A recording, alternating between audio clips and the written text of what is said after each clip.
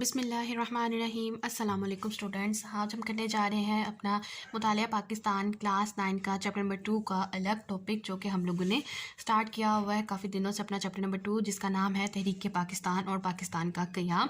اور آج کے اس لیکچر سے پہلے ہم لوگوں نے پیج نمبر 27 تک کے تمام ٹاپکس جو ہیں وہ مکمل کر لیے ہوئے ہیں، اور آج ہم سٹارٹ کرنے جا رہے ہیں عبوری حکومت کا قیام۔ عبوری حکومت کہتے ہیں انٹرم گورنمنٹ کو۔ تو یہ ہمارے پاس ایک نیو ٹاپک ہے، اور آج ہم یہ پڑھیں گے اور اس کو ڈسکس کریں گے اور دیکھیں گے کہ اس میں ہمارے پاس کس پوائنٹ آف ویو سے یہ ٹاپک امپورٹنٹ آئے گا، شارٹ ایم سی کیوز اور لانگ پوائنٹ آف ویو سے۔ تو یہ آپ کے پاس پیج نمبر 28 چیپٹر نمبر 2 تحریک پاکستان اور پاکستان کا قیام، عبوری حکومت کا قیام، انٹرم گورنمنٹ۔ ستمبر 1946 میں وائسرائے نے کانگریس کو عبوری حکومت قائم کرنے کو کہا۔ اس سے مارک کر لیجئے، یہ آپ لوگوں کے پاس ایک امپورٹنٹ ایم سی کیو ہے کہ عبوری حکومت قائم کرنے کو کب کہا گیا؟ تو وائسرائے کو کہا گیا، اور کب؟ ستمبر 1946 میں۔ ان حالات میں مسلم لیگ نے میدان خالی چھوڑنے کے بجائے عبوری حکومت میں شامل ہونے کا ارادہ کیا، اور عبوری حکومت کے لیے 5 مسلم لیگی ارکان کے نام تجویز کیے۔ اور اکثر آپ سے یہ بھی ایم سی کیو میں پوچھا جاتا ہے کہ عبوری حکومت کے لیے مسلم لیگی ارکان کے کتنے نام تجویز کیے گئے؟ تو ٹوٹل اس کا آنسر آئے گا ہمارے پاس 5 نام، جن میں، اور شارٹ میں آپ سے پوچھا جا سکتا ہے کہ عبوری حکومت کے قیام کے لیے کون کون سے 5 مسلم لیگی ارکان کے نام تجویز کیے گئے، اور وہ ہیں لیاقت علی خان، آئی چندری گر، سردار عبدالرب نشتر، راجہ غضنفر علی خان، اور اقلیتی کہتے ہیں مائنورٹی، اقلیتی رکن جوگندر نتھ منڈل شامل تھے۔ تو یہ آپ کا بہت امپورٹنٹ شارٹ اور ایم سی کیو دونوں ہیں۔ اور اس کے علاوہ ایم سی کیو میں بھی صرف پوچھا جاتا ہے کہ عبوری حکومت میں 5 مسلم لیگی ارکان میں سے ایک اقلیتی رکن کا نام کیا تھا؟ جوگندر نتھ منڈل۔ تو یہ بھی ہمارے پاس بہت امپورٹنٹ ہے، یہ آپ لوگوں نے یاد رکھنا ہے۔ عبوری حکومت کانگریس اور مسلم لیگ کے اختلافات کی وجہ سے مؤثر انداز میں کام نہ کر پائی۔ ان حالات میں مسلم لیگ کا 2 قومی نظریے کی بنیاد پر الگ وطن کا مطالبہ زور پکڑتا گیا۔ وزیر اعظم برطانیہ نے 20 فروری 1947 کو اعلان کیا کہ حکومت جون 1948 تک اقتدار منتخب نمائندوں کے حوالے کر دے گی۔ اس طرح پاکستان کا قیام قریب سے قریب تر ہوتا چلا گیا۔ تو یہاں سے یہ ہمارے پاس امپورٹنٹ ہے کہ وزیر اعظم برطانیہ نے کب اعلان کیا؟ 20 فروری 1947 کو، کہ حکومت جون 1948 تک جو ہے اقتدار منتخب نمائندوں کے حوالے کر دے گی، جو اوپر انہوں نے نمائندے منتخب کیے تھے۔ یہ ہو گیا ہمارے پاس عبوری حکومت۔ تو نیکسٹ ہمارے پاس ٹاپک ہے 3 جون 1947 کا منصوبہ، تھرڈ جون پلان، جو کہ ہمارے پاس شروع سے چھوٹی کلاسز کی پاکستان اسٹڈی سے بھی چلتا آ رہا ہے، اور یہاں پہ بھی انہوں نے بالکل شارٹلی اور سمری اس کی ایکسپلین کی ہوئی ہے۔ تو دیکھتے ہیں، اسے مارک کر لیجیے، ایم سی کیوز میں پوچھا جاتا ہے کہ 3 جون پلان کب پیش کیا گیا؟ 1947 میں۔ تو یہ آپ کے پاس ایم سی کیو میں آ سکتا ہے۔ 3 جون 1947 کو بڑے صغیر کی تقسیم کا اعلان کیا گیا۔ اسے انڈرلائن کیجیے کہ بڑے صغیر کی تقسیم کا اعلان کب کیا گیا؟ 3 جون 1947 کو، جس کی روح سے اس بات کا فیصلہ کیا گیا کہ 14 اگست 1947 تک اقتدار ہندوستان کے نمائندوں کے حوالے کر دیا جائے گا۔ اس سے بھی مارک کیجیے۔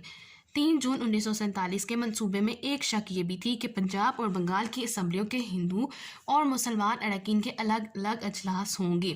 یہ بھی فیصلہ کیا گیا کہ ان صوبوں کو تقسیم کر دیا جائے، اور صوبوں کی حد بندی ایک کمیشن کرے گا۔ سندھ اسمبلی کثرت رائے سے صوبے کے مستقبل کا فیصلہ کرے گی۔ صوبہ سرحد اور سلہٹ کے عوام پاکستان یا بھارت میں شمولیت کا فیصلہ استواب رائے کے ذریعے کریں گی، جبکہ بلوچستان کا فیصلہ شاہی جرگہ کرے گا۔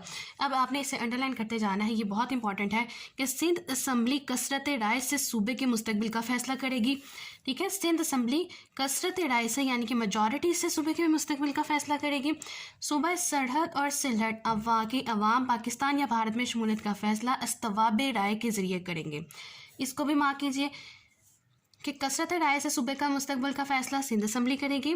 सूबाई सरहद और सिलहट की अवाम पाकिस्तान या भारत जहाँ भी शामिल होना चाहेंगे उसका फ़ैसला इस्तवाब राय से किया जाएगा, जबकि बलूचिस्तान का जो फ़ैसला है वो शाही जिरगा करेगा। सिंध असम्बली ने पाकिस्तान में शामिल होने का फ़ैसला किया, और पाकिस्तान में शामिल होने का फ़ैसला किसने किया? सिंध असम्बली ने। तो ये भी आपके पास MCQ के लिए इंपॉर्टेंट है। तो जो ऊपर हमने टॉपिक देखा इंटरम गवर्नमेंट, वो भी हमारे पास शॉर्ट और MCQs के लिए इंपॉर्टेंट है। और 3 जून प्लान जो है, 3 जून का मनसूबा, ये भी हमारे पास MCQs और शॉर्ट पॉइंट ऑफ व्यू के लिए ज़्यादा इम्पॉर्टेंट है। आगे चलते हैं अपने आज के नेक्स्ट टॉपिक की तरफ। कानून आज़ादी हिंद 1947 यानी कि इंडियन इंडिपेंडेंस एक्ट 1947, 3 जून के मंसूबे को अमली जामा पहनाने के लिए बरतानवी पार्लियामेंट ने 18 जुलाई 1947 को कानून आज़ादी हिंद मंजूर किया। इसे मार्क कीजिए कि कानून आज़ादी हिंद का मंजूर हुआ 18 जुलाई 1947। हिंदुस्तान को 2 रियासतों पाकिस्तान और भारत में तकसीम कर दिया गया। ये भी आपके पास MCQs के लिए इम्पॉर्टेंट है। नेक्स्ट आ जाता है हमारे पास red Cliff award. Pakistan, Punjab और बंगाल के इलाकों की तकसीम का फ़ैसला होने लगा तो बरतानवी हुकूमत ने सर रेड क्लिफ की सरबराही में एक हदबंदी कमीशन कायम की। इसे अंडरलाइन कीजिए कि किसकी क़यादत में, किसकी सरबराही में हदबंदी कमीशन कायम की गई पंजाब और बंगाल के इलाकों की तकसीम के लिए।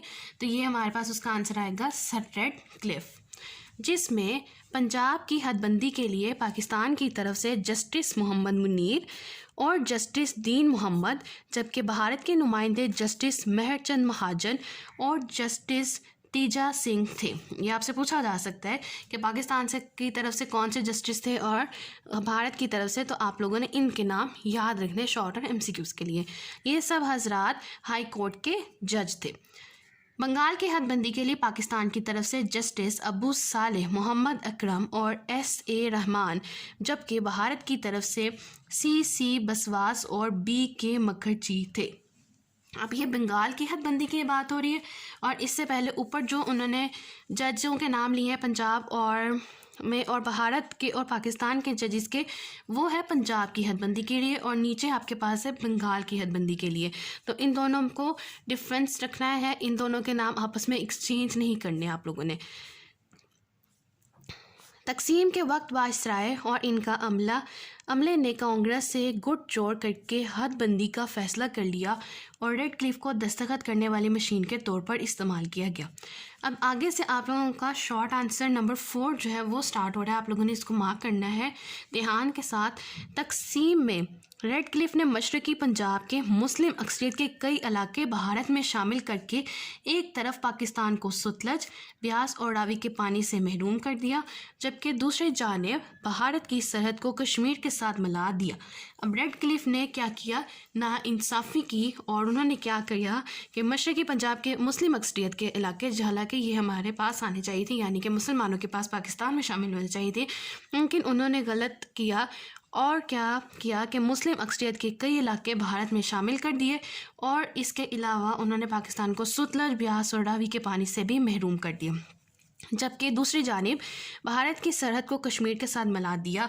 गवादर स्पोर्ट के रास्ते भारत ने कश्मीर पर कब्ज़ा कर लिया। इस तरह कश्मीर का मसला पैदा हुआ जो आज तक हल नहीं हो सका। रेड क्लिफ की नाकस मनसूबाबंदी के बायस पाकिस्तान को कई मसाइल से दोचार होना पड़ा, और अक्सर ये मसाइल जो उस वक्त के पैदा किए हुए थे वो हम लोग आज तक जो है उसको फेस कर रहे हैं। कश्मीर का प्रॉब्लम जो है वो हमारे सामने है, और बिल्कुल एक प्रोमिनेंट इशू है हमारे पास कि किस तरह उस वक्त यानी कि 1947 में जो ये मनसूबाबंदियाँ हुई थी, तब उनकी इन नाकिस मनसूबाबंदियों की वजह से इसका खमियाजा हम लोग आज इतने सालों के बाद भी भुगत रहे हैं। नेक्स्ट हमारे पास टॉपिक आ जाता है सुबह आज़ादी, डॉन ऑफ फ्रीडम। आज़ादी का तस्वुर कौमों की ज़िंदगी में बड़ी अहमियत रखता है। 14 अगस्त 1947, 27 रमज़ानुल मुबारक को पाकिस्तान दुनिया के नक्शे पर उभरा। कायद-ए-आज़म मोहम्मद अली जनाब पाकिस्तान के पहले गवर्नर जनरल बने। ये आपसे MCQ पूछा जा सकता है कि पाकिस्तान के पहले गवर्नर जनरल कौन थे, तो कायद-ए-आज़म मोहम्मद अली जनाब पाकिस्तान के पहले गवर्नर जनरल थे। तो ये था हमारे पास आज का लेक्चर, जिसमें हम लोगों ने डिस्कस किया अबूरी हुकूमत का क़याम, 3 जून प्लान, 3 जून का मंसूबा 1947, कानून आज़ादी हिंद 1947, रेड क्लिफ अवार्ड اور صبح آزادی انشاءاللہ اپنے نیکسٹ لیکچر میں ہم قائد اعظم کی جو ہے کوششوں کو ڈسکس کریں گے کہ انہوں نے پاکستان کے بنانے میں ان کا کردار اور ان کی کوششیں کیسی تھیں، اور بہت جلد انشاءاللہ ہم لوگ اپنا چیپٹر 2 جو ہے وہ مکمل کر لیں گے۔ تو اسٹوڈنٹس مجھے امید ہے کہ آپ لوگوں کو آج کا لیکچر سمجھ آیا ہوگا، اور آج کا جو لیکچر تھا وہ زیادہ امپورٹنٹ تھا فار دا MCQs اور شارٹ پوائنٹ آف ویو سے، اور کوئی لانگ اس میں کریٹ نہیں ہوتا اور نہ ہی آتا ہے۔ تو شارٹ اور MCQs کے لیے آپ نے ان 3 ٹاپکس کو بہت اچھے سے تیار کرنا ہے۔ انشاءاللہ نیکسٹ ویڈیو میں فردر لیکچرز میں ہم لوگ اپنے نیکسٹ ٹاپکس کو کور اپ کریں گے، اور مجھے امید ہے کہ آپ لوگوں کو آج کا لیکچر سمجھ آیا ہوگا۔ ان کیس کوئی کوسچن ہے، کوئی کوئری ہے، یا کوئی ایسی بات یا کوئی پوائنٹ جو میں آپ کو کہیں بتانے میں رہ گیا ہو تو آپ مجھ سے پوچھ سکتے ہیں۔ اور لاسٹ میں میری آپ سے صرف ایک ریکویسٹ ہے، کائنڈلی پلیز چینل کو سبسکرائب کیجیے، سپورٹ کیجیے، ویڈیو کو لائک کیجیے، اور زیادہ سے زیادہ آگے شیئر کیجیے تاکہ 1000 سبسکرائبر کا ٹارگیٹ جلد سے جلد مکمل کیا جا سکے۔ Thank you.